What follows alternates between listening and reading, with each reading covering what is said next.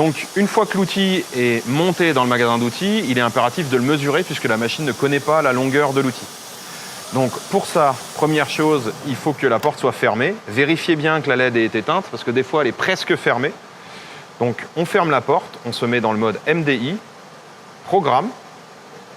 Donc, il faut être dans cette visu. Et je vais écrire G910. T suivi du numéro de l'outil. Dans mon cas, c'est l'outil 5 que je veux palper. Point virgule, insert. Je vois le code ici qui apparaît. Et lorsque je vais appuyer sur départ cycle, c'est ce code qui va être lancé. C'est un sous-programme de mesure d'outil. Donc, je lance.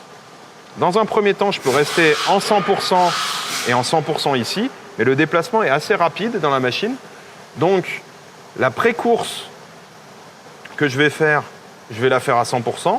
Je vais ralentir quand je suis à peu près à 4 cm du plot. Et là, je vais mettre un seul cran ici. Donc, vous partez de 0. Entre-temps, je m'étais mis à 0. Je remets un cran. L'outil, il se décale. Il fait une pré-mesure, puis remonte très vite. Et là, il redescend doucement. Donc là, je le mets à 100% puisqu'il est dans sa course de mesure.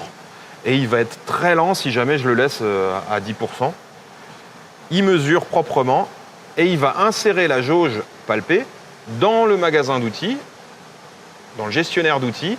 La ligne 5, il a choisi la longueur 82,070. Donc, il a introduit la valeur 82,070 qui vient d'être palpée ici, à cet endroit-là. Il apparaît aussi très important de changer le rayon de la fraise. Si vous aviez, je parle notamment des outils qui ne sont pas dans le magasin standard, quand vous changez d'outil, il faut vérifier que le rayon est le bon.